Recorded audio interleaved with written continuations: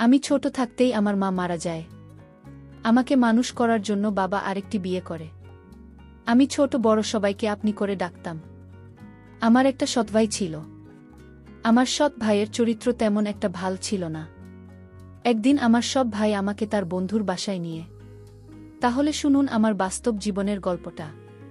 আমার নাম তিন আক্তার। গরিব পরিবারের মেয়ে আমি। বাবা কৃষি কাজ করে, তিনি পড়ালেখায় অনেক ভালো, তাই পড়ানোর আগ্রহটাও বেশি।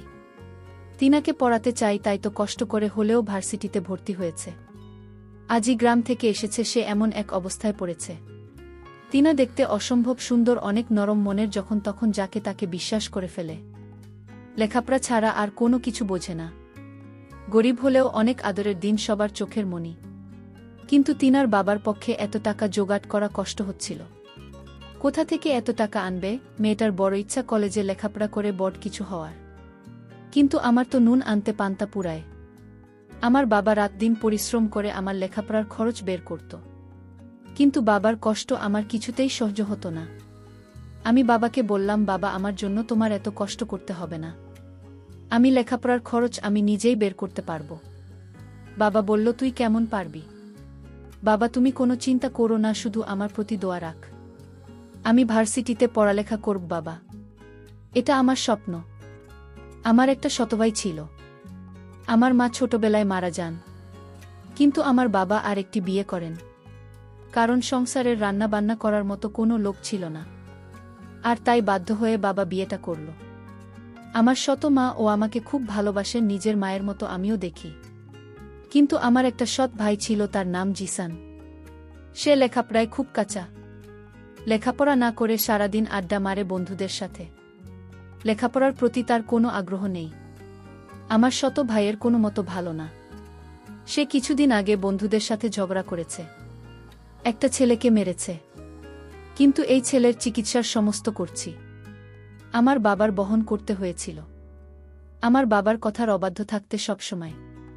আমি এত ভালো লেখাপড়া করি, তার প্রশংসা শুনলে তার মাথা নিচু হয়ে যেত। আমার প্রশংসা সে কিছুতেই সহ্য করতে পারত না, কারণ আমি তার সৎ বোন ছিলাম।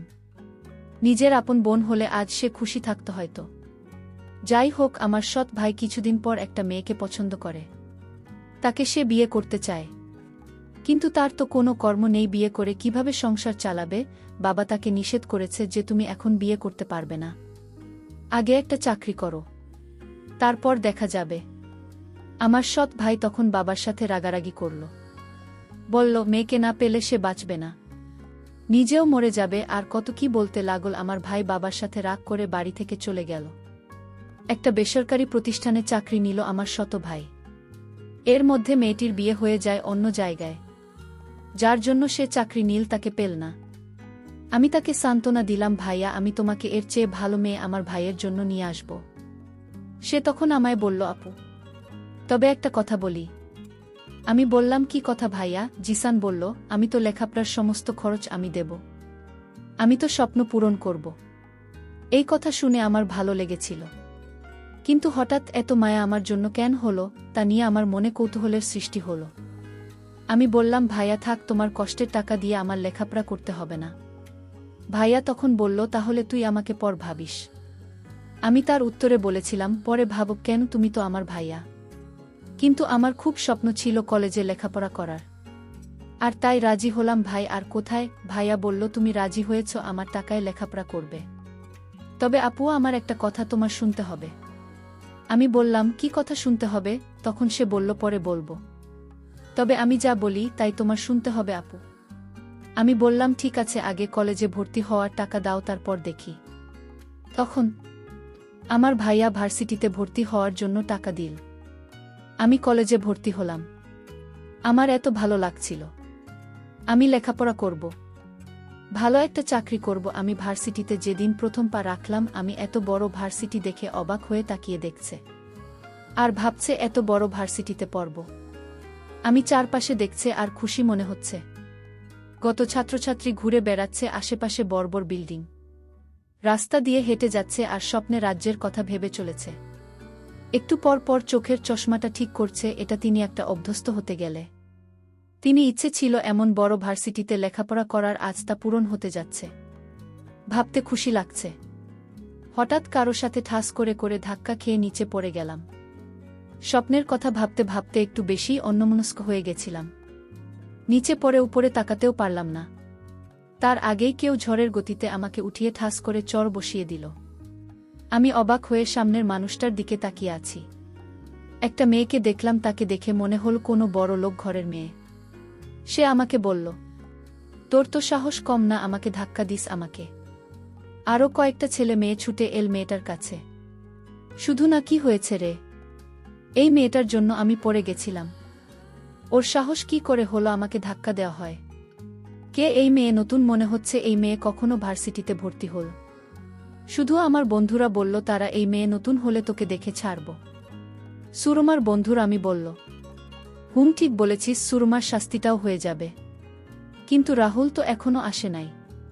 ওকে ছাড়াই কি করবি? ও আসলে হবে না। এর আগে মেয়েটাকে ধাক্কা মেরে ফেলে দেওয়া শাস্তি দিতে হবে। আমি ওদের কথার কোনো কিছু বুঝতে পারছি না। কি বলছে ওর মাথায় ঢুকছে না। আমি ভাবছি আমাকে কেন মারল? আমি কি ইচ্ছে করে ধাক্কা দিয়েছি?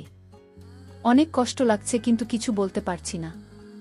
চুপ করে আছি। এই যে মেয়ে, তোমার নাম কি? একটু ভয় পেয়ে বললাম, আমি। তাই না? একটু দেখে চলতে পারলে না?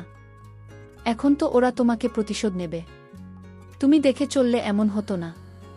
আমি কথাগুলো ভাবছিলাম। হঠাৎ ছেলে সেগুলো বলল, এরা সবাই আমার দিকে আসছে দেখে আবার তাদের কাছে চলে গেল। এত জোরে থাপ্পড় দিয়েছে, আবার আমাকে মারবে কেন?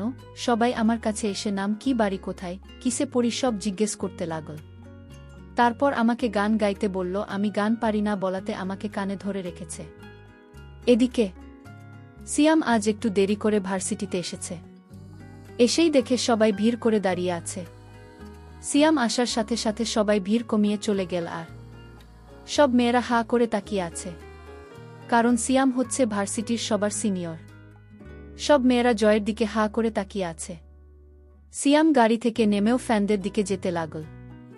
এখানে কি হয়েছে? এত ভিড় জমাচ্ছে কেন? আমাকে তখন ছেলেটি জিজ্ঞেস করল, তুমি কে আর তুমি আমার বান্ধবীকে ধাক্কা মেরে ফেলে দিলে কেন? আমি তাকে বললাম, দেখুন আমি না দেখে তার সাথে ধাক্কা লেগে গেছে, আর এর শাস্তি হিসেবে আমাকে চড় মারলেন। তাও কি তাদের আমাকে প্রতিশোধ নেওয়ার বাকি আছে? তখন হঠাৎ লক্ষ্য করলাম আমার ভাই আসছে কলেজের দিকে। আমি মনের ভিতর খুব সাহস হচ্ছে, ভাইয়া যখন আসছে তাহলে ওদের হাত থেকে আমার ভাই আমাকে রক্ষা করবে। কিন্তু আমার ভাইয়ের রূপ দেখে আমি অবাক হয়ে গেলাম। আমার ভাইয়া বলল, সিয়াম আমার বন্ধু, আর বন্ধু বান্ধবীকে তুমি ধাক্কা দিয়ে মাটিতে ফেলে দেওয়ার কারণে তোমার অনেক শাস্তির বাকি আছে। আমি ভাইকে বললাম, ভাইয়া আমি তোমার বোন, তুমি ওদের পক্ষে কথা বলছো। ভাইয়া তখন বলল, চুপ কে তো ভাই, আমি কারো খাই না। ওর বান্ধবীকে মারার জন্য আজ তো রেহাই নেই।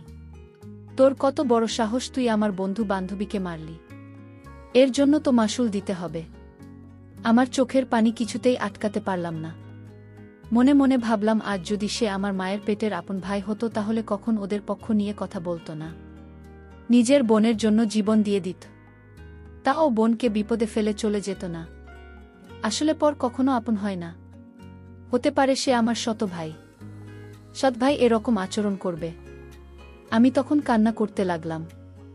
আমার কান্না দেখে ওরা হাসতে লাগল আর বলতে লাগলো, কেঁদে কোনো লাভ নেই। আমার ভাই হঠাৎ বলল, আমার সাথে চলো।